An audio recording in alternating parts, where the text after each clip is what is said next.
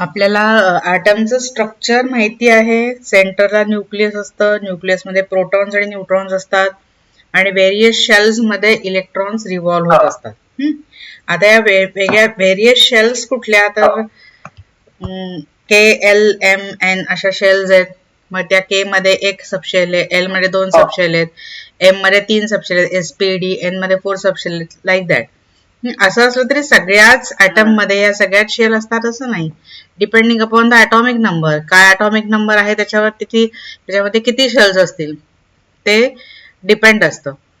तर ह्याच्यामध्ये आता फक्त व्हॅलन्स शेल मधले जे इलेक्ट्रॉन्स असतात, म्हणजे लास्ट शेल मधले जे electron, they only take part in any chemical combination.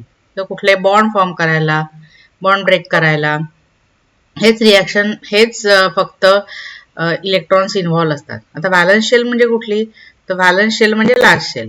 प्रत्येक एलिमेंटच्या ॲटमची व्हॅलन्स शेल हे डिफरंट असू शकते, ज्यांचा ॲटॉमिक नंबर खूपच लहान आहे, म्हणजे अगदी 1 to 10 1 2 आहे, त्यांच्यासाठी फर्स्ट शेल हीच व्हॅलन्स शेल असणार. ज्यांचा 3 to 10 आहे त्यांच्यासाठी सेकंड शेल ही व्हॅलन्स शेल असणार, लाईक दॅट. म्हणजे मग आपण व्हॅलन्स शेल कुठली आहे हे अगदी डेफिनेटली सांगू शकत नाही की हीच त्यांची व्हॅलन्स शेल आहे. मग एक इन जनरल आपण काय सांगू शकतो, तर व्हॅलन्स शेल म्हणजे लास्ट शेल, म्हणजे हिला आपण लास्ट शेल पण म्हणू शकतो किंवा व्हॅलन्स शेल पण म्हणू शकतो, किंवा याला अल्टिमेट शेल असं पण म्हणतात. अल्टिमेट सगळ्याचा अर्थ सेम, व्हॅलन्स, लास्ट किंवा अल्टिमेट. आणि ह्याला ना एन असं म्हणतात. nth shell is valence shell, small n. जसं आपण प्रिन्सिपल क्वांटम नंबरला स्मॉल एन नी डिनोट करतो, तसं व्हॅलन्स शेलला पण स्मॉल एन नी डिनोट करतो. So valence shell is nth shell, म्हणजेच लास्ट शेल. मग त्याच्या आधीची शेल कुठली, त्याच्या आधीची शेल इज n-1, कारण n इज व्हॅलन्स ना, n-1. मग ह्याला म्हणतात व्हॅलन्स बट 1 शेल, किंवा हिला पेनल्टिमेट शेल म्हणतात. पेनल्टिमेट म्हणजे व्हॅलन्स बट 1, n-1. मग आता ही काही जणांची व्हॅलन्स बट 1 ही एल असू शकते, एम असू शकते, काही जणांना व्हॅलन्स बट 1 असू शकत नाही, कारण जी लास्ट के एकच शेल असेल त्यांच्यात, तर ती व्हॅलन्स शेलच असणार, n-1 नसणारच. जेव्हा आपण इलेक्ट्रॉनिक कॉन्फिगरेशन लिहू ना, तेव्हा तुला अजून हे सगळं कळेल. आणि ही जी बाहेरून तिसरी असते, third one, that is n-2, that is pre penultimate.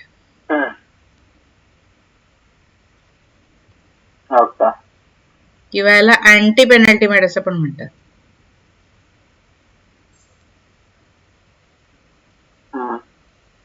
G normal elements आहेत ना, म्हणजे ग्रुप नंबर 1 2 13 to 17 यातली जी एलिमेंट्स आहेत त्यांच्या फक्त व्हॅलन्स शेल मध्ये, म्हणजे nth शेल मध्येच फक्त काहीतरी चेंजेस होतात बॉन्डिंग होताना. जी 3 to 12 ग्रुप मधली एलिमेंट्स आहेत, म्हणजे डी ब्लॉक एलिमेंट, त्यांच्यामध्ये n आणि n-1 या दोन्ही शेल मध्ये चेंजेस होतात इलेक्ट्रॉन्सचे. आणि जी एफ ब्लॉक एलिमेंट आहेत, म्हणजे पिरियोडिक टेबलच्या खाली ज्यांना पोझिशन दिली आहे, ऍक्टिनाइड आणि लॅन्थेनाइड, त्यांच्यामध्ये n-1 आणि n-2 या लास्ट तिन्ही शेल्स मध्ये काहीतरी चेंजेस होतात, केमिकल बॉन्डिंग होतं तेव्हा. सो म्हणून हे आपल्याला माहिती पाहिजे, nth शेल म्हणजे व्हॅलन्स शेल, आणि त्यातले जे इलेक्ट्रॉन्स असतात त्यांना म्हणतात व्हॅलन्स इलेक्ट्रॉन्स. त्याच्यावरून त्यांची व्हॅलन्सी कळते. व्हॅलन्सी म्हणजे काय, कंबायनिंग कपॅसिटी. कंबायनिंग कपॅसिटी म्हणजे how many electrons they can gain, they can share, they can donate in order to form chemical bond. त्याला आपण व्हॅलन्सी असं म्हणतो, ज्याला आपण कंबायनिंग कपॅसिटी असं पण म्हणतो. आता हे वाच बघू व्हॅलन्स इलेक्ट्रॉन्स पासून.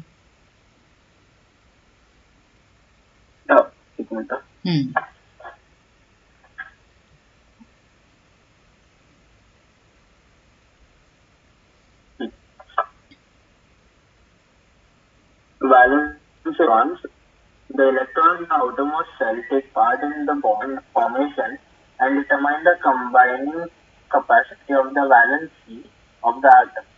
Therefore, the outermost shell of any atom is called its valence shell, and the electrons present in the valence shell are called valence electrons. पुढचं पण वाच. What is a chemical bond? When two atoms of same or different elements approach each other, the energy of the combination of the atoms becomes less than the sum of the energies of the two separate atoms at a larger distance. We say that the two atoms have combined or a bond is formed between the two. The bond is called a chemical bond. Thus, a chemical bond may be visualized as an effect that leads to in the energy. The combination of atoms leads to the formation of a molecule that has distinct properties different from of the constituent. constituent atoms. Of course, how do atoms एक achieve एक minute एक decrease minute in एक an minute energy? एक minute थांब, ह्याचं explanation देते आहेत. आता इथे पुस्तकात आपल्या काय म्हणलंय की if two atoms which are not combined yet, if they are separate from each other, their total energy is more than if they combine together and form a molecule. म्हणजे समजा हायड्रोजन असे सेपरेट atoms ठेवलेत, combine झालेले नाहीयेत, पण ते जर hydrogen item एकत्र होऊन जर H2 मॉलिक्यूल फॉर्म केला तर त्या मॉलिक्यूलची एनर्जी असते ती कमी असते. किंवा कोणीही समजा 2 हायड्रोजन आणि 1 ऑक्सिजन असे तिन्ही वेगवेगळे आहेत आणि सेपरेट आहेत तर त्यांची total energy is more than त्यांची कंबाईंड म्हणजे 2 हायड्रोजन आणि 1 ऑक्सिजन कंबाईन करून वॉटर मॉलिक्यूल फॉर्म केल्यावर होणारी जी एनर्जी आहे ती एनर्जी कमी असते सेपरेटेड ॲटम पेक्षा.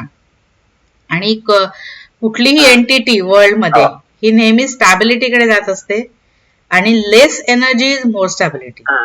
म्हणजे मग हे हायड्रोजन ॲटम सेपरेटच का राहत नाही, कशाला कंबाईन करायचं, कशाला एवढं बॉन्ड फॉर्मेशनची गरज काय, तर टू अटेन द स्टॅबिलिटी म्हणजे लेस एनर्जी इज मोर स्टॅबिलिटी. त्यामुळे सेपरेटेड ॲटम असतील तर त्यांची एनर्जी जास्त असते, पण ते जर मोलिक्यूल फॉर्म केला त्यांनी H2 तर त्याची एनर्जी कमी असते. त्यामुळे all the atoms they try to form a molecule to attain the stability that is less energy because individually they are at higher energy. आणि म्हणून केमिकल बॉन्ड फॉर्म होतो. म्हणजे काय त्यांचं एम काय असतं, टू अटेन द स्टॅबिलिटी. तर item जर सेपरेट असतील तर त्यांची एनर्जी जास्त असते, कंबाईन करून जर त्यांची एनर्जी बघितली total energy before combination after combination, तर आफ्टर कॉम्बिनेशन इज ऑलवेज लेस.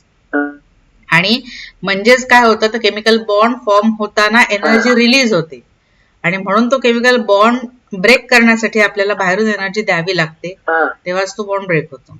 मग ही केमिकल बॉन्ड फॉर्म करताना जी एनर्जी रिलीज होते that is called as bond enthalpy प्रत्येक बॉन्ड फॉर्म करताना. म्हणजेच काय होतं तर सेपरेटली जे ॲटम्स असतील त्याच्यापेक्षा ते कंबाईन झाल्यानंतर त्यांची एनर्जी कमी होते आणि म्हणून they prefer to form a bond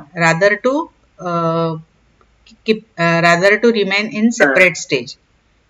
आणि म्हणून बॉन्ड फॉर्म होतो and that is called as a chemical bond. मग हा केमिकल बॉन्ड कसा फॉर्म होतो ते आपण बघूया आता वाच.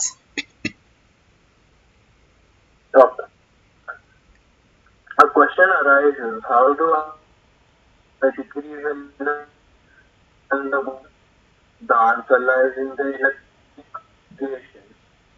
Aware that no gases do not react with other elements to form compounds. This is due to the electronic configuration with electrons. To ensure in their outermost shell, the formation of a bond between two atoms may be visualized in terms of their acquiring stable electronic configuration. That is, when two atoms other than that of noble gases combine, they will do so in such a way that they attain an electron configuration of the nearest noble gases. आता how do atoms achieve the decrease in energy to form the bond. आपण बघितलं की chemical bond तर form झालाय, त्यांची energy decrease झाली, therefore they now they are stable. But how they attain this आणि त्याचा क्रायटेरिया काय आहे, तर आपण एक बघितलंय की पिरियडिक टेबल जेव्हा आपण लर्न केलं तेव्हा बघितलं की पिरियडिक टेबल मध्ये जी एकदम लास्ट ग्रुप मधली एलिमेंट्स आहेत, ग्रुप नंबर 18 मधली एलिमेंट्स, ती ग्रुप नंबर 18 मधली elements they are having stable electronic configuration, म्हणजेच they are having 8 electrons in the valence shell. They do not take part in any chemical bonding because they are already stable. Already stable का तर because of the completion of octet in their valence shell. फक्त हेलियमचं duplet complete असतं, कारण helium मध्ये एकच shell आहे आणि त्या एक शेलची कपॅसिटी 2च आहे इलेक्ट्रॉन अकोमोडेट करायची. म्हणजे त्याची जेवढी कपॅसिटी आहे शेलची तेवढे इलेक्ट्रॉन तिथे आहेत. आणि बाकीचं बघितलं हेलियम नंतर neon, argon, krypton, xenon, radon वगैरे, तर त्यांच्या सगळ्यांच्या व्हॅलन्स शेल मध्ये 8 इलेक्ट्रॉन्स आहेत. म्हणजे काय सपोज केलेलं आहे की 8 electrons in the valence shell is the state of stability, right. मग ही जी सगळी एलिमेंट्स आहेत other than noble gases, they try to complete their octet in the valence shell. म्हणजे मग काय होतं, त्यांना असं वाटतं की चला ऑक्टेट कम्प्लीट झालं आपल्या व्हॅलन्स शेल मधलं की स्टेबल झालो आपण. मग त्यासाठी ते काय काय वेगवेगळ्या करामती करतात. काय काय करतात, some give electron, some gain electron, आणि try to attend the configuration of the nearest noble gas. त्यांच्या जो जवळ असतो त्या नोबल गॅसचं कॉन्फिगरेशन म्हणजे 8 electrons in the valence shell, because it is suppose that 8 electrons in the valence shell is the state of stability. आणि सगळ्यांना स्टॅबिलिटीकडे जायचंच असतं, कारण त्यांची इंडिव्हिज्युअल एनर्जी जास्त असते, कंबाईन झाल्यावर एनर्जी त्यांची कमी होणार असते, म्हणून त्यांना हे अटेंड करायचं असतं. मग त्याच्यासाठी एक नॉर्म पाहिजे ना काहीतरी, की बाबा हे म्हणजे आता आपण कसं म्हणतो हा हे म्हणजे चांगलं, किंवा आता तू हे करतोस रनिंग करतोस तर तुला काहीतरी तुझा एम असेल ना की बाबा एवढ्या सेकंदामध्ये एवढ्या मिनिटामध्ये आपलं हे 100 मीटर 200 मीटर पूर्ण झालं पाहिजे, म्हणजे तुला काहीतरी एम आहे ठेवलेला. तसं ऍटमचा काय एम असतो की 8 इलेक्ट्रॉन्स अचीव्ह झाले ना आपल्या व्हॅलन्स शेल मधले की आपण स्टेबल झालो. So they try to attend the configuration of the nearest inert gas. मग ते कसं काय अटेंड करतात, the stable electronic configuration of the noble gas can be achieved in a number of ways, either by losing electrons, gaining electrons, or by sharing electrons. Accordingly, there are different types of bonds like ionic or electrovalent bond, in which losing or gaining of electron takes place. Covalent bond, in which sharing of electron takes place. And coordinate covalent bond, in which sharing of electron takes place, but special type of sharing. ते तुला सांगेन कसं करायचं ते.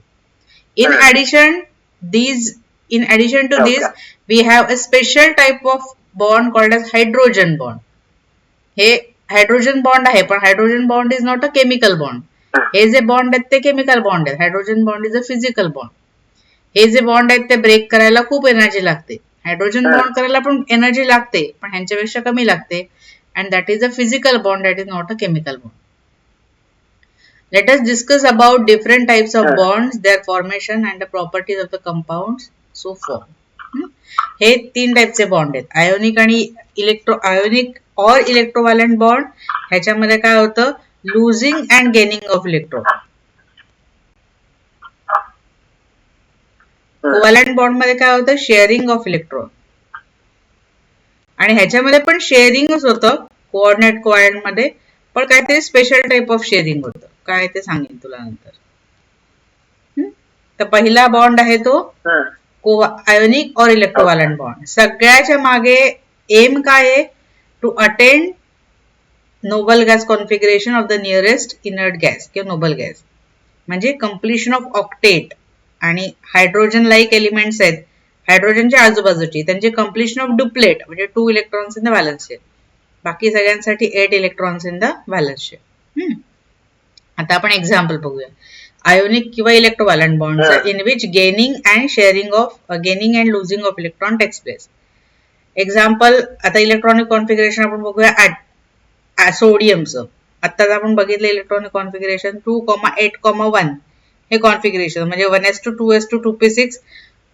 आता हे जे आहे ना 2,8,1 सोडियमचं कॉन्फिगरेशन,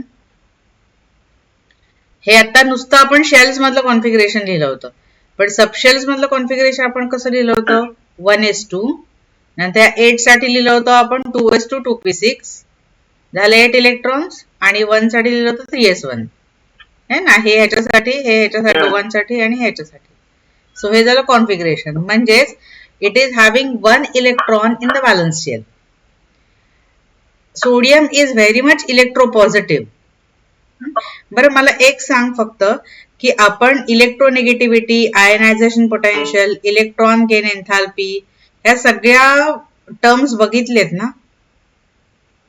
पिरियॉडिक टेबल चॅप्टर आपण लर्न केलाय ना.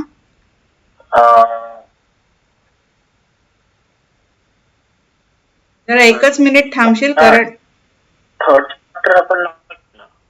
चॅप्टर नाही केलेला आपण. एकच मिनिट थांब, एक मिनिट थांब जरा बघते, मी खात्री करते. थर्ड चॅप्टर जरी आपण नव्हता केला, थर्ड चॅप्टर आपण नसेल केला, पण मी पिरियॉडिक, एक मिनिट, पिरियॉडिक आपण पिरियॉडिक टेबल बोललेलो, कारण की आपल्याला एस ब्लॉक होता, एस ब्लॉक आणि पी ब्लॉक. पण जेव्हा एस ब्लॉकच्या पिरियॉडिक टेबल, हा ठीक आहे, मी हा आपला हा आजचा टॉपिक झाला ना की मी आपले मागचे हे बघते, व्हिडिओ बघते. पिरियॉडिक टेबल मी तुला कुठलं सांगितलं आणि तुझ्या पिरियॉडिक टेबलचं हे पण बघते, काय काय विसरलंय का सांगायचं. मोस्टली मी तुला पिरियॉडिक टेबल बद्दल सांगितलंय, ठीक आहे. हा खूप इलेक्ट्रोपॉझिटिव्ह एलिमेंट आहे. इलेक्ट्रोपॉझिटिव्ह एलिमेंट म्हणजे काय, it can readily loose electron. आता कुठलाही इलेक्ट्रॉन लूज करण्यासाठी बाहेरून एनर्जी गेन करावं लागते, म्हणजे प्रोव्हाइड करायला लागते त्याला एनर्जी. एनर्जी प्रोव्हाइड केल्यानंतरच तो इलेक्ट्रॉन लूज करू शकतो. तर हा sodium, bye gaining small amount of energy it can loose electron and it can attain the configuration of the nearest inert gas, that is neon. कारण सोडियमच्या हा तुला अजून एक सांगायचं म्हणजे पिरियॉडिक टेबलचा जे तुला मी फोटो पाठवलाय ना, तुला पिरियॉडिक टेबलचा फोटो पाठवलाय बघ मागच्या वेळेला, त्याची प्रिंट काढून तुझ्या अभ्यासाच्या टेबलवर ठेवून दे, किंवा कुठलीही एक इंटरनेटवरनं प्रिंट काढलीस, फोटोची प्रिंट काढलीस तरी चालेल, पण तुझ्या अभ्यासाच्या टेबलवर ठेवून दे. म्हणजे कसं जेव्हा जेव्हा आपण पिरियॉडिक टेबलच्या रिलेशन मध्ये काहीतरी बोलू ना, तू तिथे बघू शकशील. आता ही आता कारण प्रत्येक वेळेला मी तुला इथे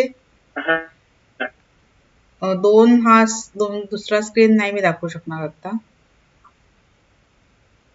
पण तुला मी सांगू शकते की फर्स्ट ग्रुप मध्ये, थर्ड पिरियड मध्ये सोडियम आहे. तर ही जी एलिमेंट्स आहेत ना सगळी फर्स्ट आणि सेकंड ग्रुप मधली, they can easily loose electron. त्यांची आयनायझेशन एन्थॅल्पी खूप कमी असते, म्हणजे त्यांना खूप कमी एनर्जी ऍब्झॉर्ब करून ते इलेक्ट्रॉन लूज करू शकतात. मग आता सोडियम काय 2,8,1 आहे ना, it loses electron to form Na+.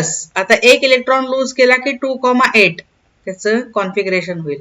2,8 म्हणजे 8 electrons in the valence shell झाले, आणि एक इलेक्ट्रॉन त्यांनी लूज केला. एक इलेक्ट्रॉन लूज केला म्हणजे एक निगेटिव्ह चार्ज कमी झाला, म्हणून इथे पॉझिटिव्ह चार्ज झाला.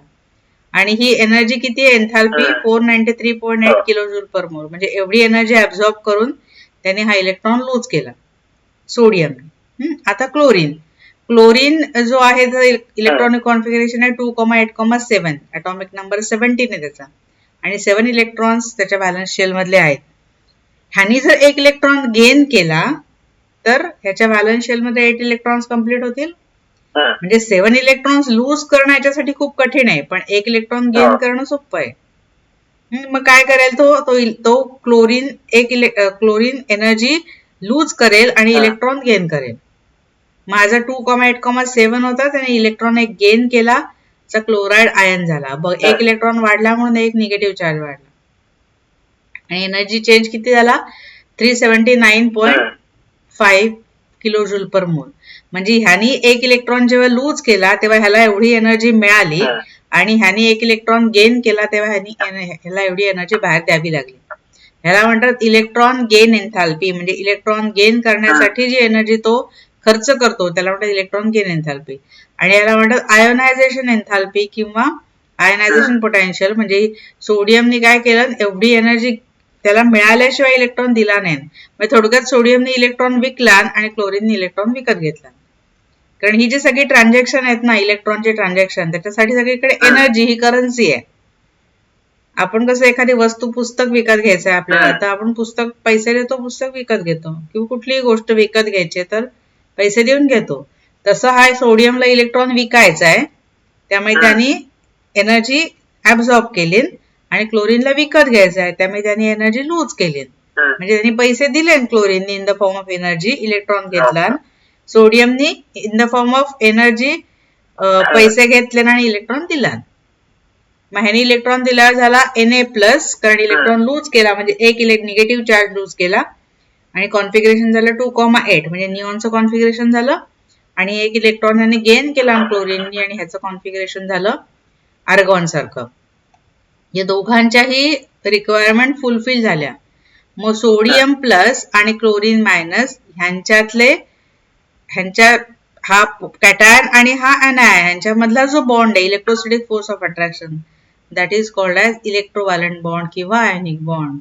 म्हणजे इथे काय केलं, सोडियमने एक इलेक्ट्रॉन लूज केला, क्लोरीननी तो गेन केला. सोडियमनी लूज केल्यामुळे तो Na+ झाला, क्लोरीननी गेन केल्यामुळे तो Cl- झाला. आणि these opposite charges, they are held together by bond that is called as electrovalent bond किंवा covalent bond, electrovalent bond किंवा ionic bond, right? आता हे वाज बघू, the positive charge.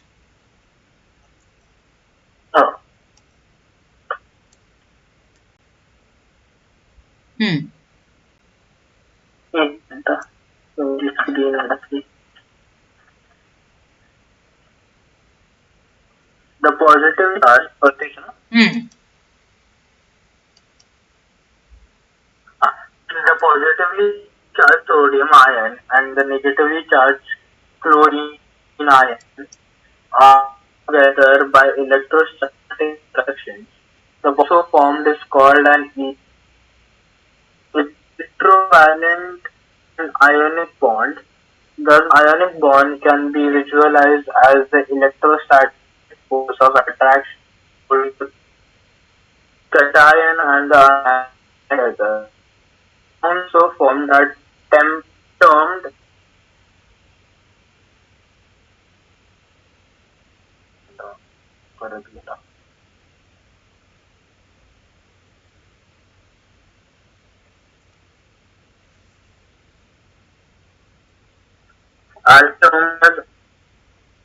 ionic compounds.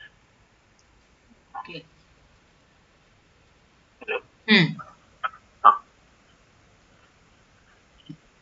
आता ओके, आता हे मी तुला जसं म्हटलं मगाशी की जेव्हा इलेक्ट्रॉन्स लूज होतात तेव्हा एनर्जी त्याला मिळते, आणि इलेक्ट्रॉन्स गेन होतात तेव्हा तो ऍटम असतो तो एनर्जी बाहेर टाकतो. मग हे एनर्जी चेंजेस कसे होतात ते बघूया. We have just described the formation of an ionic bond NaCl as a result of transfer of electrons as proposed by Cosell, Lewis आणि कोसेल यांनी ही थिअरी प्रपोज केली. इकडे आपल्याला अगदी सुरुवातीला दिलेलं आहे, कोसेलची थिअरी आहे. सो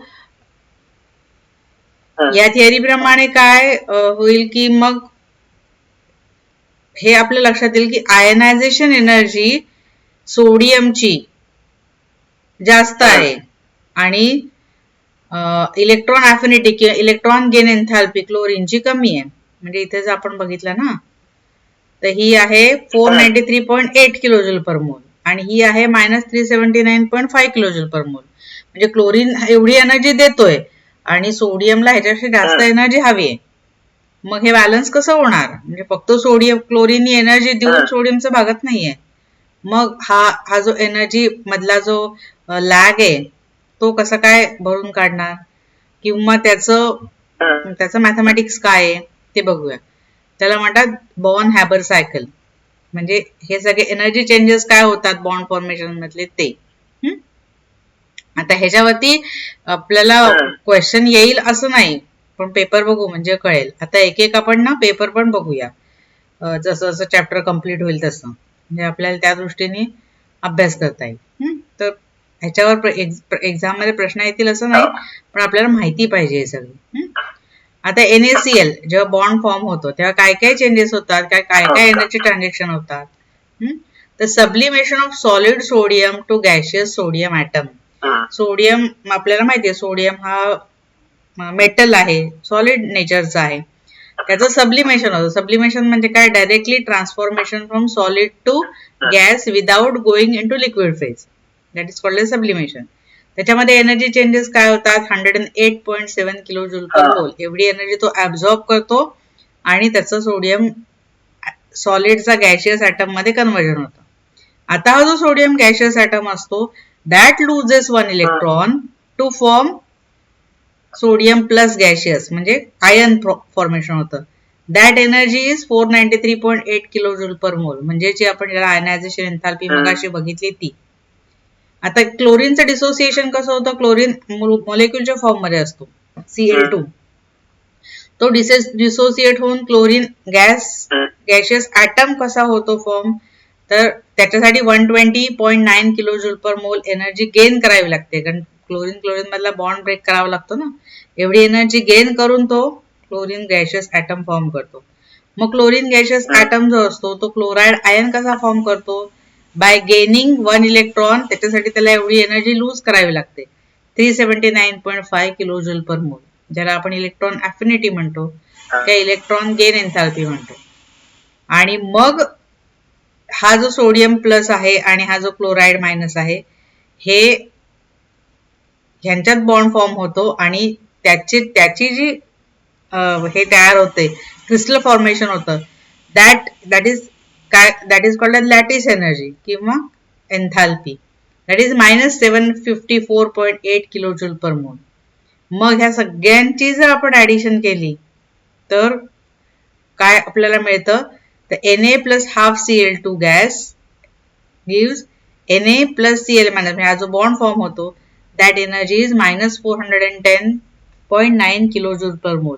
म्हणजे ही जी एनर्जी आहे ना that is called as bond enthalpy, ही या सगळ्यांची ऍडिशन आहे. म्हणजेच निगेटिव्ह एनर्जी त्यांची सबट्रॅक्शन. आणि इथे -410.9 किलो जूल पर मोल असं का निगेटिव्ह साईन का दिलाय, कारण this much amount of energy is released when the bond is form. म्हणजे हे कुठपासनं होतं, तर सोडियम सॉलिड ॲटम पासनं आणि क्लोरीन गॅशियस मॉलिक्यूल पासून आपल्याला NaCl सॉलिड मिळेपर्यंत एवढे सगळे चेंजेस त्याच्यामध्ये होत असतात. आणि ही एनर्जी निगेटिव्ह साईन काय आला, तर energy is released when the bond is form. आणि म्हणून जेव्हा बॉन्ड आपण ब्रेक करतो तेव्हा एनर्जी त्याला द्यावी लागते. एव्हरी बॉन्ड फॉर्मेशन मध्ये एनर्जी रिलीज होते आणि आपण बघितलेलं आहे की एनर्जी रिलीज होते म्हणजे काय होतं, एनर्जी कमी होते. एनर्जी कमी होते म्हणून त्यांना स्टॅबिलिटी मिळते, आणि हेच तर स्टॅबिलिटी मिळण्यासाठीच तर सगळी त्यांची धडपड चाललेली असते ना. पण ते हे सगळं मिळेपर्यंत एवढे बाकीचे सगळे चेंजेस त्याच्यामध्ये होत असतात. आणि ही जी आहे टोटल ह्यांची energy change that is -410.9 kilo joule per मोल which is known as bond enthalpy. Thus we see that the net process of formation of NaCl from sodium, तू नव्हता का मध्ये? नेट गेलेलं कुठपर्यंत नव्हता, कुठपासून होता सो कुठपर्यंत? हे का क्लोरीनचं? बरं पहिल्यापासून सांगते. सोडियम क्लोराइड फॉर्म कसा होतो, तर सोडियम असतो सॉलिड फॉर्म मध्ये, कारण सोडियम मेटल आहे ना. सो सोडियम सॉलिड फॉर्म मधनं सोडियम गॅशियस ॲटम होताना सब्लिमेशन म्हणतो, त्याला आपण सब्लिमेशन प्रोसेस म्हणतो, solid to gas directly without going to liquid. त्याच्यामध्ये 108.7 किलो जूल एनर्जी रिक्वायर असते, सोडियम जो ऍब्झॉर्ब करतो. मग सोडियम गॅशियस आयन फॉर्म करण्यासाठी जेव्हा इलेक्ट्रॉन लूज करतो तेव्हा 493.8 किलो जूल पर मोल एनर्जी तो गेन करतो परत, कारण एनर्जी घेतल्याशिवाय तो इलेक्ट्रॉन विकणार नाही स्वतःचा. क्लोरीन असतो तो गॅशियस फॉर्म मध्ये असतो, पण गॅशियस मोलेक्युल फॉर्म मध्ये असतो. त्याचा गॅशियस ॲटम करताना डिसोसिएशनची एनर्जी असते 120.9 किलो जूल पर मोल, क्लोरीन बॉन्ड ब्रेक करायला. मग हा जो क्लोरीन गॅशियस ॲटम आहे तो एक इलेक्ट्रॉन गेन करतो, तेव्हा इन गेनिंग दॅट इलेक्ट्रॉन तो एनर्जी लूज करतो 379.5 किलोजूल पर मोल आणि क्लोराईड आयन फॉर्म करतो. मग हा क्लोराईड आयन आणि हा सोडियम कॅटायन आणि हा chlorine anion they come together to form sodium chloride आणि त्याच्यामध्ये पण एवढी एनर्जी रिलीज होते -754.8 किलोजूल पर मोल. आणि ही जी सगळी एनर्जी आहे ह्या सगळ्या एनर्जीचं आपण ऍडिशन केली तर त्याला आपण म्हणतो बॉन्ड एन्थाल्पी -410.9 किलोजूल पर मोल. ही जी एनर्जी Na+ आणि Cl- चा क्रिस्टल फॉर्म करताना जी एनर्जी होती त्याला म्हणतात लॅटिस एनर्जी किंवा लॅटिस एन्थाल्पी. आणि ही जी टोटल एनर्जी आहे म्हणजे सगळे एनर्जी चेंजेस आपण ऍड केले तर त्याचं सम येते -410.9 किलोजूल पर मोल. That is called as bond enthalpy. म्हणजे सोडियम ॲटम आणि क्लोरीन गॅस पासन म्हणजे सोडियम सॉलिड आणि क्लोरीन गॅस पासन NaCl बनताना एवढे सगळे चेंजेस होतात आणि एवढी एनर्जी रिलीज होते. कुठलाही बॉन्ड फॉर्म करताना एनर्जी नेहमी रिलीज होते त्यामुळे त्यांना स्टॅबिलिटी मिळते कारण बॉन्डची एनर्जी ही ऑलवेज कमी असते. बॉन्डेड म्हणजे मॉलिक्युलची energy is always less than the individual ची सम. आणि हे जे सगळं आहे that is known as Born Haber cycle. म्हणजे सगळ्या ह्या ज्या एनर्जीचे सगळे चेंजेस आणि त्याची सम ही आपल्याला बॉर्न हॅबल सायकलनी हे करू शकतात. ते बॉर्न हॅबल सायकल कसं आपण करतो तर बघ सोडियम सॉलिड पासून सोडियम गॅस, क्लोरीन मॉलिक्युल पासून क्लोरीन गॅसचा क्लोरीन आयन, सोडियमचा सोडियम आयन आणि मग सोडियम आणि क्लोरीन सोडियम आयन कॅटायन आणि क्लोराईड अनायन पासून आपल्याला इथे NaCl सॉलिड मिळतो.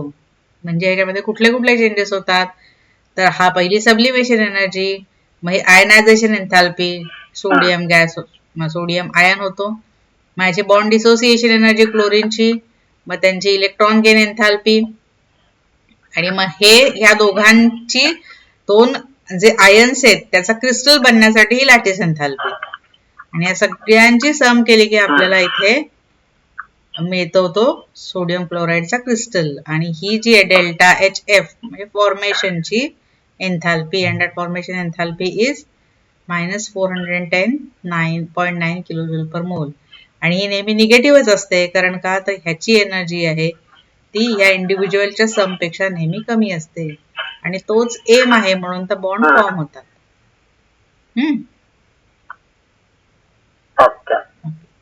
Of the 5 different types of energies involved, 2 that is sublimation and dissociation energy generally have low values than the rest.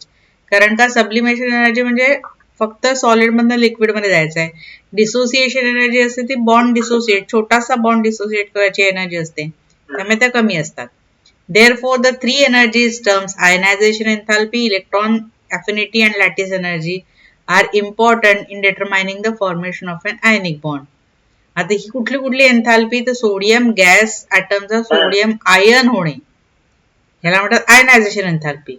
Chlorine gaseous ॲटमचा chloride ion होणे ह्याला म्हणतात electron ॲफिनिटी. आणि ह्या दोन्ही आयन्सचा मिळून क्रिस्टल बनणे त्याला म्हणतात लॅटिस एन्थाल्पी किंवा लॅटिस एनर्जी. ह्या ज्या 3 एनर्जी आहेत या 3 एनर्जीवर बॉन्ड फॉर्मेशन डिपेंड असतं कारण ह्या ज्या 2 एनर्जी आहेत सबलिमेशन आणि डिसोसिएशन त्या कमी असतात. सो मग आयनिक बॉन्ड कधी फॉर्म होईल तर low ionisation energy of the metal. ही जी आयनायझेशन एनर्जी आहे ही लो असेल खूप म्हणजे त्याला कमी एनर्जी ऍब्झॉर्ब करून तो जर इलेक्ट्रॉन देऊ शकत असेल तर आयनिक बॉन्ड फॉर्म करतो. High electron affinity of the other element non metal जे आहे राईट साईडला जे एलिमेंट आहेत पिरियॉडिक टेबलच्या त्यांची हाय इलेक्ट्रॉन ॲफिनिटी असेल म्हणजे थोडक्यात कमी पैसे घेऊन हा इलेक्ट्रॉन विकणार असेल, ह्याची जास्त पैसे द्यायची तयारी असेल इलेक्ट्रॉन विकत घ्यायला तर आणि हाय लॅटिस एन्थाल्पी म्हणजे हे जेव्हा दोघं कॅटायन अनायन फॉर्म करतील त्याच्यापासून भरपूर एनर्जी रिलीज करून इथे आपल्याला क्रिस्टल मिळणार आहे. अशी जेव्हा कंडिशन असेल तेव्हा आयनिक बॉन्ड फॉर्मेशनचे चान्सेस जास्त असतात. थोडक्यात अजून काय सांगते तुला की पिरियॉडिक टेबल मध्ये जितकी लांब असतील ना एलिमेंट एकमेकापासनं तेवढे त्यांच्यामध्ये आयनिक बॉन्ड फॉर्म करायचे चान्सेस जास्त असतात. आता जर पिरियॉडिक टेबल बघितलं तर सोडियम एकदम ग्रुप नंबर 1 मध्ये आणि क्लोरीन ग्रुप नंबर 17 मध्ये म्हणजे खूप लांब लांब आहेत एकमेकांपासून. त्यामुळे ही जी आयनायझेशन एन्थाल्पी ही सोडियमची कमी आहे. लेफ्ट साइडला जी एलिमेंट आहेत त्यांची आयनायझेशन एन्थाल्पी खूप कमी असते. नंतर राईट साइडला एलिमेंट आहेत त्यांची इलेक्ट्रॉन गेन एन्थाल्पी खूप जास्त असते, म्हणजे इलेक्ट्रॉन अफिनिटी. म्हणजे दोन्ही कंडिशन्स फुलफिल होत आहेत आणि लॅटिस एन्थाल्पी पण यांची हाय आहे. त्यामुळे सोडियम आणि क्लोरीन पासून सोडियम क्लोराईड बनण्याचे चान्सेस खूप जास्त आहेत. आणि अशा कंडिशन्स असतील तेव्हा आयनिक बॉन्ड फॉर्म होतो. मग आता काय काय कॅरेक्टरिस्टिक्स काय आहेत आयनिक कंपाऊंडची ही वाच. कुठल्या characteristics. Characteristics properties of ionic compounds. These exist as crystalline solids in which the ions are arranged in a regular three-dimensional structure. The ionic compounds are generally hard and brittle in nature.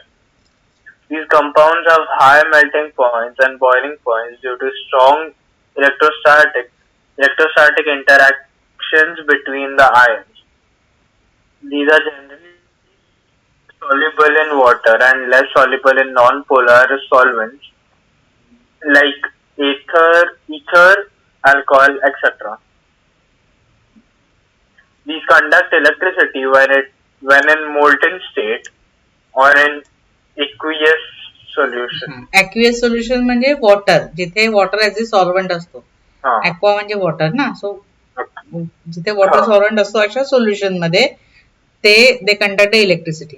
आता याची काय काय characteristics आहेत. They are crystalline solid.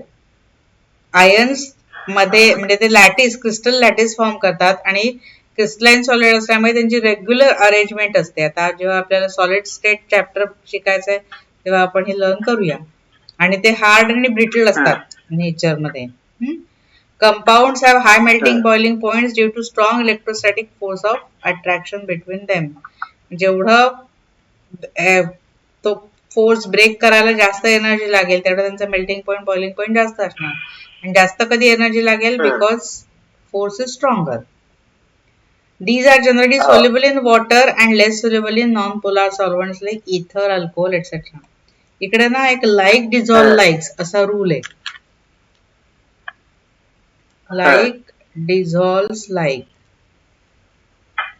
म्हणजे like जे असतात, like म्हणजे एक प्रकारचे ज्या प्रकारची कंपाऊंड असतात त्या प्रकारच्या सॉल्व्हंट मध्ये डिझॉल्व्ह होतात. आता वॉटर हा पोलार सॉल्व्हंट आहे आणि ही पण आयनिक कंपाऊंड आहेत ना, so ionic compound they are soluble in polar solvent. Non polar म्हणजे कोव्हॅलंट बॉन्ड ज्यांच्यात असतो, आता पुढे पुढे तुला कळेल अजून, तर त्या कंपाऊंड्स मध्ये म्हणजे थोडक्यात ऑर्गॅनिक कंपाऊंड्स मध्ये ते डिझॉल्व्ह होत नाही. आणि मग हे जे डिझॉल्व्ह होतात त्यांच्या सोल्युशन मध्ये किंवा त्यांना मेल्ट करतात तेव्हा त्यांचे आयन सेपरेट होतात. सोडियम आणि क्लोरीन, त्यांचा सोडियम आयन आणि क्लोराईड आयन असे सेपरेट होतात आणि they are responsible for carrying current. आणि म्हणून दे कंडक्ट इलेक्ट्रिसिटी. कारण कुठलेही करंट कॅरी करायला कोणतरी कॅरियर पाहिजे ना. जसा मेटलमध्ये फ्री इलेक्ट्रॉन हा कॅरियर असतो, तसंच हे ionic compound when they are in the molten state ते सॉलिड स्टेट मध्ये कॅरी करत नाहीत, कारण सॉलिड स्टेट मध्ये ions are not separated. Na+ आणि Cl- हे इलेक्ट्रोव्हॅलंट बॉन्डने जोडलेले असतात. But when they are dissolved in water ते सेपरेट होतात किंवा मेल्ट केले तर ते सेपरेट होतात.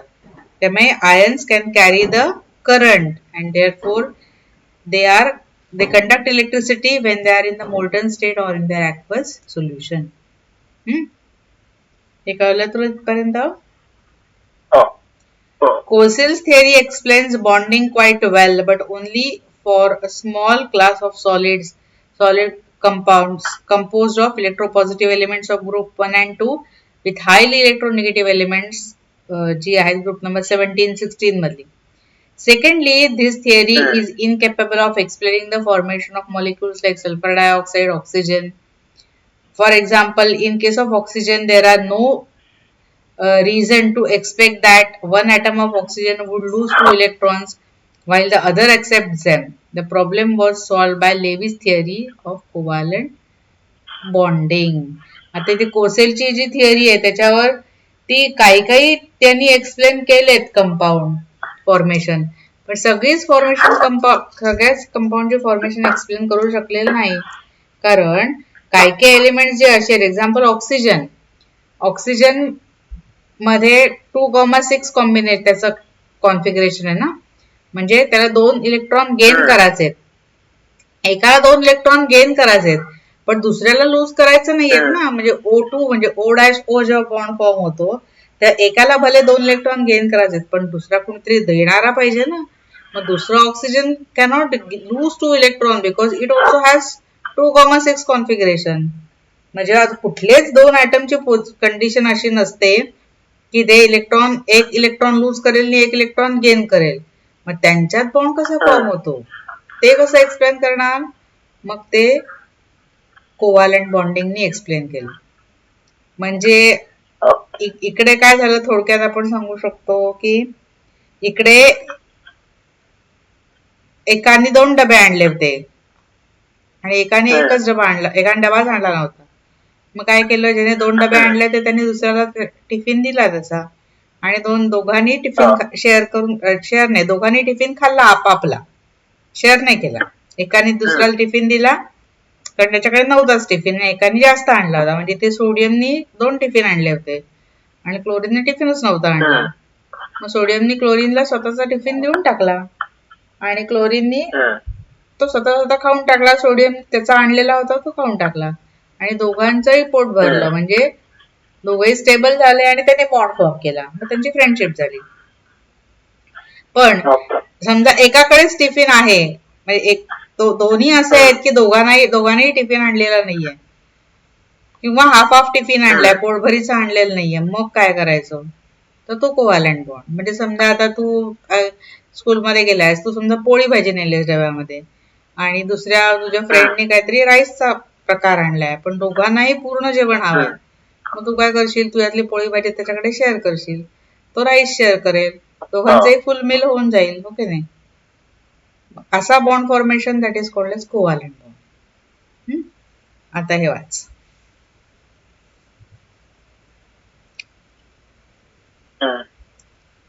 वाच. Like Kossel. Cosel's was also assumed that atoms attain noble gas electronic configuration in the process of bond formation. However, the way the noble gas electronic configuration is different. Lewis proposed that this is achieved by sharing a pair of electrons.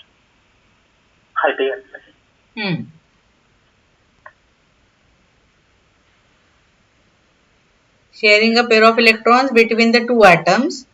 Both the atoms contribute.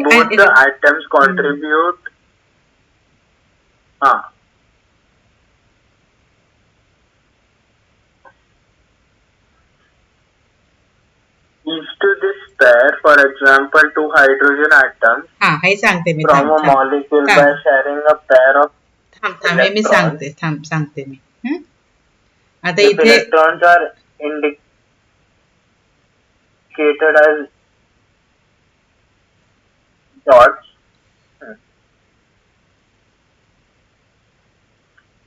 मी सांगते थांब. हायड्रोजनचं configuration काय? 1s1, एकच atom आहे, एकच electron आहे. दुसऱ्या हायड्रोजनचं पण configuration काय? 1s1. आता ह्या दोन्ही मध्ये असं होऊ शकत नाही ना की एक इलेक्ट्रॉन लूज करतो आणि एक गेन करतो, कारण कुठल्याही एका हायड्रोजनने इलेक्ट्रॉन लूज केला की त्याचं एक्झिस्टन्सच राहणार नाही, कारण इट हॅज ओनली 1 इलेक्ट्रॉन. मग फक्त तर काय राहील? फक्त त्याचं न्यूक्लियसच राहील, बाकी शेल्स त्याचे निघूनच जातील. दोन्ही हायड्रोजनच्या बाबतीत तेच होईल. पण दोन्ही हायड्रोजनला स्टेबल तर व्हायचं आहे, कारण त्यांना काय करायचं आहे? नोबल गॅसचं कॉन्फिगरेशन अटेंड करायचं आहे. आपलं एम काय आहे? नोबल गॅसचं कॉन्फिगरेशन अटेंड करायचं. मग ते इलेक्ट्रॉन गेन किंवा लूज करून होऊ शकत नाही. मग आता काय करायचं? मग दे विल शेअर. मग हाऊ दे विल शेअर? आता समजा हा हायड्रोजनचं न्यूक्लियस आहे, ह्याच्यामध्ये एक इलेक्ट्रॉन आहे. हा दुसरा हायड्रोजन आहे, याचं हे न्यूक्लियस आहे, ह्याच्यामध्ये पण एक इलेक्ट्रॉन आहे. मग काय करतील ते, they both will share this pair of electron. म्हणजे one hydrogen will provide one electron, this will provide one electron and they will form electron pair, and this electron pair will be shared by both. How it will be shared? या स्वतःचा एक electron आणि हा एक electron अशी pair share करेल, आणि right साइडचा आहे तो पण स्वतःचा इलेक्ट्रॉन आणि हा इलेक्ट्रॉन अशी एक पेअर शेअर करेल. आणि ही जी आहे पेअर, ही pair will be shared by both hydrogen atom, आणि ह्या शेअरिंगला म्हणतात कोव्हॅलंट बॉन्ड. मगाशी काय होतं, मगाशी एक इलेक्ट्रॉन देत होता, दुसरा इलेक्ट्रॉन घेत होता. सोडियमने दिला आणि क्लोरीनने घेतला इलेक्ट्रॉन. सोडियम पॉझिटिव्ह झाला, क्लोरीन निगेटिव्ह झाला, अनायन झाला. मग कॅटायन अनायन मध्ये इलेक्ट्रोस्टॅटिक फोर्स ऑफ अट्रॅक्शनने बॉन्ड फॉर्म झाला. तो झाला इलेक्ट्रोव्हॅलंट बॉन्ड किंवा आयोनिक बॉन्ड, कारण आयन्स फॉर्मेशन होऊन तो बॉन्ड झाला म्हणून, आणि इलेक्ट्रोस्टॅटिक फोर्स ऑफ अट्रॅक्शन होता म्हणून तो इलेक्ट्रोव्हॅलंट झाला. आता याला म्हणतात कोव्हॅलंट बॉन्ड. आता जो बॉन्ड फॉर्म झालाय तो, कारण हा काय आला, म्युच्युअल शेअरिंग ऑफ इलेक्ट्रॉन, आणि दोघांनी शेअर केलंय. म्हणजे काय केलं, ह्यानी पोळी भाजी आणली, ह्यानी भात आणला, दोघांनी पोळी भाजी आणि भात सगळं जेवले दोघ जण, right. So that is called as covalent bond. दोघंही स्टेबल झाले, कारण का त्याने H-H असा मॉलिक्यूल फॉर्म केला. आता ह्याच्यामध्ये अजून एक काय झालं, आपण हे दाखवू कसं शकतो अजून आपण, तर हा आहे हायड्रोजन. हायड्रोजनच्या बाजूला एकच डॉट लिहायचा, इकडचा पण एक हायड्रोजन आहे, ह्याच्या बाजूला पण एकच डॉट लिहायचा, कारण हे दोघांनी एक एक इलेक्ट्रॉन प्रोव्हाइड केलंय. आणि मग हे इलेक्ट्रॉन प्रोव्हाइड करून काय झालं, या हायड्रोजनचं पण डुप्लेट कम्प्लीट झालं, आणि या हायड्रोजनचं पण डुप्लेट कम्प्लीट झालं, आणि त्यांनी ही इलेक्ट्रॉन पेअर दोघांनी शेअर केली, आणि इक्वली शेअर केली. कारण का, तर दोघांची इलेक्ट्रोनिगेटिव्हिटी सारखी आहे. इलेक्ट्रोनिगेटिव्हिटी म्हणजे काय, to attract electron pair towards itself in a covalent bond, that is called as electronegativity. त्यामुळे त्यांनी दोघांनी इक्वली शेअर केली पेअर, आणि हा बॉन्ड फॉर्म केला, that is given by H-H. हा झाला कोव्हॅलंट बॉन्ड. कुठलाही जो बॉन्ड आहे ना, कोव्हॅलंट बॉन्ड, हा इलेक्ट्रॉन पेअर ने तयार होतो, म्हणजेच काय, 2 इलेक्ट्रॉन्सने तयार होतो. So this shared pair of electrons contribute towards the stability of both the atoms, and it's said to be responsible for bonding between the two atoms. Such a bond is called as covalent bond, and the compounds so obtained are called as covalent compounds. आता Lewis structure, electron dot structure त्याला म्हणतात. आता याच्यामध्ये electrons can be given by dots किंवा cross, पण इथे सगळीकडे आपल्याला डॉटच दिले, त्यामुळे आपण डॉटनीच ते स्ट्रक्चर सगळी बघूया. आता ही जी स्ट्रक्चर आहेत ना, हे आधी बॉन्डिंग बघायच्या आधी आपण सगळी इलेक्ट्रॉन्स ची कॉन्फिगरेशन आहेत व्हॅलन्स शेल मधली, ती सगळी डॉटने कशी लिहितात ते बघूया. आता ही डॉटने कसे लिहितात, त्याला म्हणतात लेविस इलेक्ट्रॉन डॉट स्ट्रक्चर. एक एक एक्झाम्पल आपण बघू. हायड्रोजन सपोज असेल, त्या हायड्रोजन दिला नाहीये, पण तरी आपण हायड्रोजन येथील मागे लिहून दाखवतो. हायड्रोजनचं कॉन्फिगरेशन काय, फक्त व्हॅलन्स शेल मधलं कॉन्फिगरेशन बघायचं, 1s1 तीच त्याची व्हॅलन्स शेल आहे. सो एकच इलेक्ट्रॉन आहे ह्याच्यामध्ये, सो एक डॉट दिला. आता लिथियमचा ॲटॉमिक नंबर आहे 3. इथे मी तुला सगळे कॉन्फिगरेशन पण लिहून दाखवते म्हणजे कळेल. त्याचं कॉन्फिगरेशन आहे 2,1, म्हणजे 1s2 2s1 कॉन्फिगरेशन. हा फक्त 1 इलेक्ट्रॉन कन्सिडर करायचा, म्हणून लिथियमच्या बाजूला एक डॉट लिहिलाय, कारण हा व्हॅलन्स इलेक्ट्रॉन आहे. बेरिलियमचं कॉन्फिगरेशन आहे 2,2, म्हणजे 1s2 2s2, म्हणून बेरिलियमच्या बाजूला 2 डॉट लिहिलेत, कारण का 2 इलेक्ट्रॉन व्हॅलन्स शेल मध्ये. बोरॉनचं कॉन्फिगरेशन आहे 2,3, म्हणजे 1s2 2s2 2p1. Valence condense configuration तुझ्याकडे पुस्तक आपलं कॉन्फिगरेशन लिहिलेलं आहे ना, हा ते पण बघ एकीकडे. आता बोरॉनचं बघ 1s2 2s2 2p1 आहे की नाही, कंडेन्स कॉन्फिगरेशन आहे काय, हेलियम 2s2 2p1, म्हणजे व्हॅलन्स शेल मध्ये 3 आहेत इलेक्ट्रॉन्स, म्हणून हे बोरॉनच्या बाजूला 3 डॉट लिहिलेत, है ना. आता कार्बनचं कॉन्फिगरेशन आहे 2,4 म्हणजे 1s2 2s2 2p2. Condense configuration आहे 2s2 2p2 म्हणजे 4 इलेक्ट्रॉन्स आहेत व्हॅलन्स शेल मध्ये. सो त्याच्या भोवती 4 इलेक्ट्रॉन्स लिहिलेत डॉट. आता नायट्रोजनचं कॉन्फिगरेशन आहे 2,5 म्हणजे 1s2 2s2 2p3 म्हणजे 5 electrons in the valence shell. म्हणून बघा याच्या भोवती 5 इलेक्ट्रॉन्स दिलेत. आता 5 इलेक्ट्रॉन्स कसे दिलेत तर एक पेअर ऑफ इलेक्ट्रॉन आणि असे 3 सेपरेट इलेक्ट्रॉन्स. आता हे असे का दिलेत तर ते आपल्याला कॉन्फिगरेशन वरनं कळतं. आता समजा इथे मी नायट्रोजनचं कॉन्फिगरेशन लिहिलं ना, इथे लिहिते राईट साईडला. नायट्रोजनचं कॉन्फिगरेशन काय लिहिलंय 1s2 2s2 2p3 बरोबर आहे. आणि हे कसं इलेक्ट्रॉन्स आपण बॉक्स मध्ये कॉन्फिगरेशन लिहिलंय 1s2 2s2 आणि 2p3 कॉन्फिगरेशन कसं लिहिलंय आपण 1 2 3 hunts rule of maximum multiplicity बरोबर आहे. म्हणून आपण असे इथे 3 इलेक्ट्रॉन्स लिहिलेत सेपरेट इलेक्ट्रॉन्स. आता ऑक्सिजनचं कसं आहे 1s2 ऑक्सिजनचं पण इथे जर कॉन्फिगरेशन बघितलं तर आपण कसं आहे 1s2 2s2 2p4. आता हे 2p4 कॉन्फिगरेशन कसं आहे 2p4 कॉन्फिगरेशन 1 2 3 आणि 4. मग ही 2s2 मधली एक पेअर आणि 2px2 मधली एक पेअर. म्हणून इथे बघ इथे pair of electron 2 pair of electrons लिहिलेत आणि हे 2 सेपरेट लिहिलेत बरोबर आहे. फ्लोरीन मध्ये पण कसं कॉन्फिगरेशन आहे 1s2 2s2 2p5 म्हणजे 2px2 2py2 2pz1 असं कॉन्फिगरेशन आहे. म्हणून ते 3 पेअर ऑफ इलेक्ट्रॉन्स लिहिले आणि इथे एक फक्त सेपरेट लिहिलंय. हे सगळे व्हॅलन्स इलेक्ट्रॉन लिहिले सेकंड शेड मधले सगळ्यांचे व्हॅलन्स इलेक्ट्रॉन्स लिहिले. आता निऑनचं कॉन्फिगरेशन काय 1s2 2s2 2p6 2p6 म्हणजे 2px2 2py2 2pz2 सगळे पेअर ऑफ इलेक्ट्रॉन्स आहेत. म्हणजे निऑन हा इनर्ट गॅस आहे त्याचं ऑक्टेट कम्प्लीट आहे व्हॅलन्स शेल मधलं म्हणून त्याच्या अराउंड 8 इलेक्ट्रॉन्स लिहिलेत. हे याला म्हणतात इलेक्ट्रॉन डॉट स्ट्रक्चर म्हणजे valence electrons are shown or denoted by dots. आणि ते पण कसे दाखवलेत तर जसे आपण इकडे बॉक्स मध्ये दाखवलेत ना इलेक्ट्रॉन तसे त्यांनी पेअर किंवा सेपरेट असेल सेपरेट दाखवलेत. येत्या लक्षामध्ये. आता ही अशी डॉट्स इलेक्ट्रॉन डॉटची जी स्ट्रक्चर आहेत ती स्ट्रक्चर आपल्याला यूज करून मॉलिक्युल्सचे स्ट्रक्चर लिहायचे आहेत. लाईक सोडियम क्लोराइड आहे HF आहे किंवा जे काही ठिकाणी क्रॉस पण लिहिलेत. क्रॉस कोणासाठी तर एका प्रकारचा एलिमेंटचा इलेक्ट्रॉन आहे तो क्रॉसने दाखवायचा एकाने डॉटने दाखवायचा म्हणजे गोंधळ व्हायला नको. आपल्याला सेपरेट कळतं की हे वेगवेगळे यांचे वेगवेगळे इलेक्ट्रॉन्स आहेत म्हणजे एकाचा क्रॉसने दाखवायचा एकाचा डॉटने दाखवायचा. आता ही जी सगळी स्ट्रक्चर आहेत ना ती डिटेल मध्ये स्ट्रक्चर आपण आज का थर्सडेला बघूया.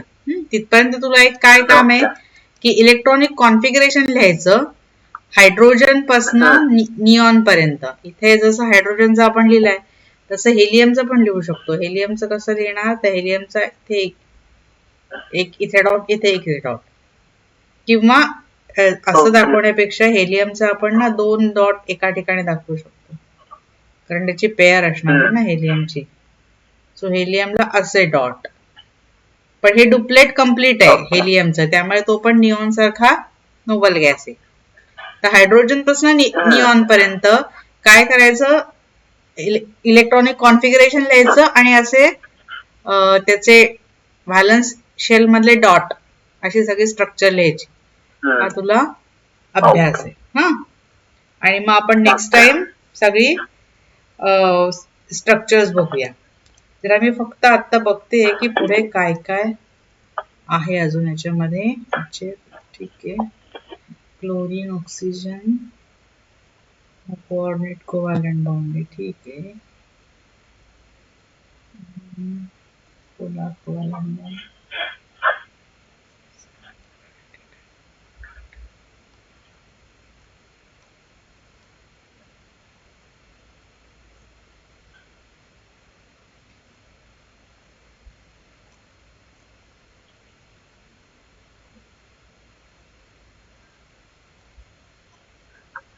ओके ठीक आहे. सो आपण नेक्स्ट टाइम सगळी मॉलिक्युलचे स्ट्रक्चर बघूया लेविस डॉट प्रमाणे हा.